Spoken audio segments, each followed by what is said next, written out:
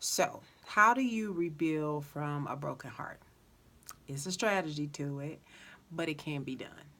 But first, I want to honor you for loving somebody, for investing your time with somebody, your energy, your money, maybe flying to different places or trying things that you probably never would have tried or, dating somebody you probably never would have dated. I want to just honor you for having that feeling of love. Even though it's not the love that you want now, it's not the love that you're going to require. I get it. The love that I had at 18, I'm not looking for at 30. So I just want to honor you for having that feeling and that emotion that you created with somebody. The greatest of everything in this world is love. So you got to experience that with somebody. You got to laugh with somebody, text somebody all night, go on dates, get dressed up with. That's something to honor and to be okay with. You don't like the result. You don't know, probably like the stuff that happened in between that caused you all to break up. But you got the opportunity to love somebody. And you might have gotten the opportunity for somebody to love you back. That person just is not in your story forever. So I want to honor your heart for you using it. You used your heart, And I don't think that's something to be ashamed of. You love somebody, and that's okay. You love somebody. But I want to get you to the place where you don't operate from a broken heart.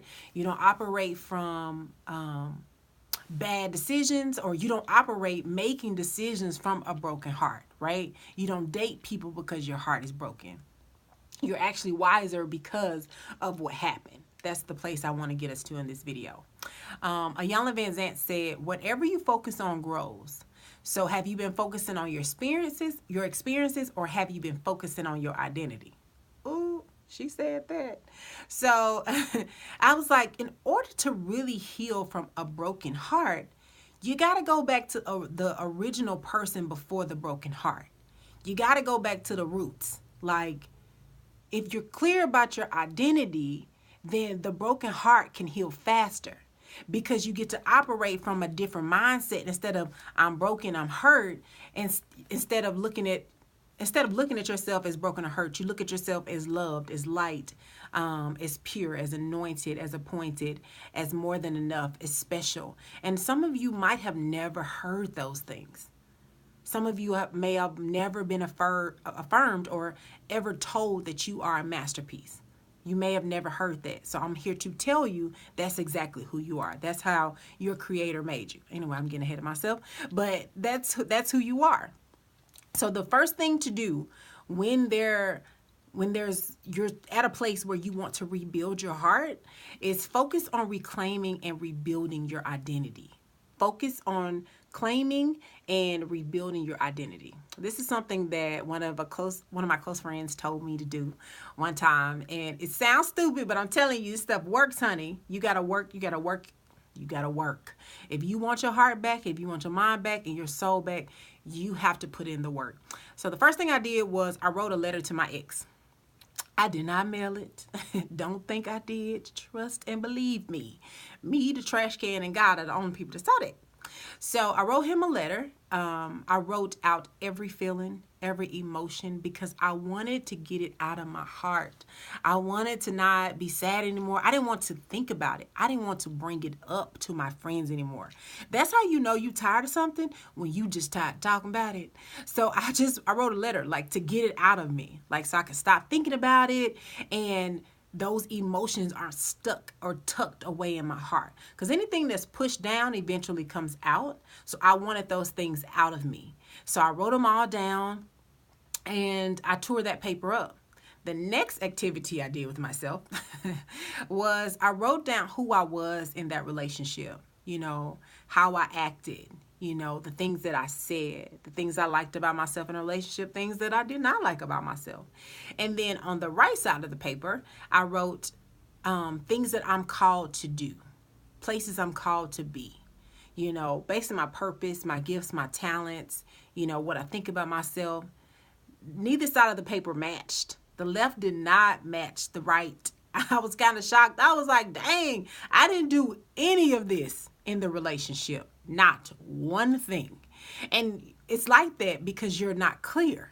You're confused. You're trying to appease. You're trying to please somebody else. You're trying to mesh how you see things so they can feel or see those things the same way, and eventually they just never do, and then you wake up and realize, like, we're not even supposed to be together for real. But I did that because I needed clarity on the reason why we're not together, and who I am doesn't show up in these relationships, or didn't show up in that situationship, and that's not something I wanted. So I would, if I were you, like, take some time. If you want to write your ex a letter, write it. I would not suggest mailing it. Some people have. I've heard of people doing that. Not my forte, but write a letter. Get all the emotions out of your heart, because diseases come from dis-ease built up in your body. Thank you, Michelle McKinney-Hammond, for that. You want to pull those things out of you. You don't want those things sitting inside of your heart and in your spirit. You want to pull those things out. And then write out who you were in the relationship or the situationship. Does it match who you're supposed to be or who you've been called to be? That's number one. Number two is, Michael Kraft said, whatever you're full of, you'll be led by. You have to tell your heart who you are, because if your heart is still full of bitterness and resentment and pain and questions, you can't move forward.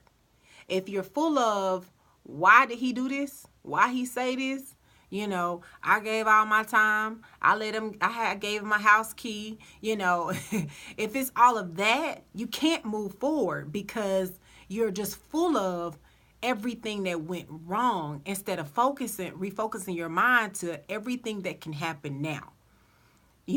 Who I'm called to be. What am I called to do? Instead of refocusing or repurposing your life to match what it is that you were always supposed to be doing. Going back to your original self, and going back to those plans that you've tucked away, or you've hidden on your computer, or you just ignored while you were in the relationship or situationship. Focus on what your creator says that you are. So this is something that I've had to tell a couple different groups that I've spoke to, as far as just a group of young women.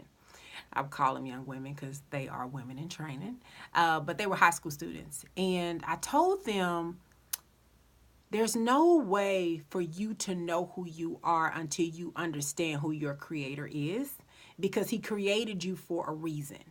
So there's no way to fully, I don't care if you've been in church your whole life, or you've heard different scriptures, or whatever, maybe you never grew up in church, but it's very, very hard for you to know who you are unless you understand why you were created to be here and understand your creator. I was like, I'm no longer going to tell people I believe in God and I don't even know nothing about him. It's crazy if you really think about it. You can't believe in somebody that you don't know. So the Bible says that he has a plan for you, and to trust him, and that you're an apple of his eye. There's no way for you to believe that unless you have studied that's what he says, right? There's no way for you to tap into, okay, so perfect example.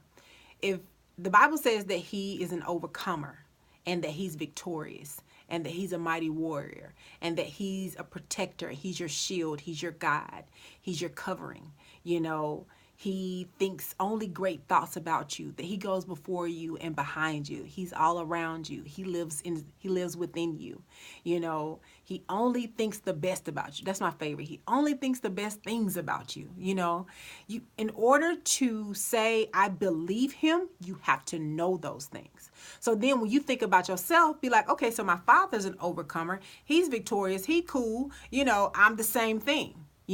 I'm healed too. I'm special too. There's nobody like him. There's nobody like you. You're like his mirror. So in order to rebuild your broken heart, you got to figure out who your creator is. You have to understand who he is. You got to get to know him. You have to get to know him, because when you get to know him, you get to know you. And there's nothing like getting to know you. The third thing that I have, I thought that this statement was true when people say time heals all. Child, that is a lie. Time does not heal. Time helps. Time does help. But I don't know, for now, I don't know if time heals. I think time helps, but I don't know if time heals. I think what will heal you is to guard and to replenish. To guard and replenish. What does that mean? Guard your time, guard your mind, guard your heart moving forward, guard the people in your circle, guard your space. Everybody can't be in and out your house. You bringing different energy, different spirit, bringing all type of stuff in your house. You know, you got to be careful about all those things. Hair all in my eye. Guard your time, guard your mind, guard your soul. You know, what are you listening to every single day to reaffirm you, to encourage you? Listening to those things. Something that I do to guard my soul is I don't follow any exes that I loved. Not one of them. You know, some people say they're able to follow exes. Not me. I can't. Because I don't want to see him outside playing with Betsy, throwing the ball back and forth. Like, it's not healing my future. It's not moving me forward. It's not doing anything to encourage me. It's just a reminder of what did not work. And I don't need to see that every day to know that it did not. So one thing I do to guard my soul is not follow any exes. Some people are able to, and that's completely fine. You have to ask yourself, does this bother me? Is this irritating? Can I see this for the next 25 years? And maybe you can. I'm good on not seeing it, you know, and wishing that person well with their lives. Another thing that I do is that I choose healing every single day. Because there's going to be reminders, there are going to be holidays, it's going to be that person's birthday, you know, it's called anniversary demons or whatever, you know, and then Facebook messy. It's going to pull up pictures of you and that person a year ago. Remember when you and Fred was on that trip on the beach? It's like, dang it, I was not thinking about Fred today. But those anniversaries pop around, you know what I'm saying? So you have to choose healing every single day. What does that mean? Create you a playlist on YouTube of encouraging videos, encouraging songs. Save this video. Watch it 1,000 times if you need to. I have so many videos and playlists on YouTube saved. And you can make them private. They don't have to be public for other people to see. It is just for you. Whatever you need. One of my favorite books is The Courage to Be Yourself by Sue Patton. That book's so good. Like, anytime I'm feeling down or having a moment of insecurity, because the thing about insecurities is they'll be there, but you can't sit in them. Anytime a piece of an insecurity come up, I go get that book, honey. So have you some weapons on deck in your house, on your phone, on a playlist that you can go to immediately. Your heart was broken. Like, you're sad in moments. It is okay to have stuff that's going to help you get past that. If you have to listen to the same song, if you got to read the same book, if you got to listen to the same video over and over again until you're at a place of peace and contentment, I say do it. I say do it. There is nothing wrong with that. There's nothing wrong with feeding your mind, feeding your spirit, feeding your soul, and getting back to a place where you're happy again. I don't think there's anything wrong with that. It's actually very commendable. Make sure you click on the link below in the description section. I have a confidence guide that I feel like it'll help you way more with your identity. So it'll take you a couple steps instead of you having to look it up. Also, you make sure you subscribe to this channel, and I will see you all very, very soon.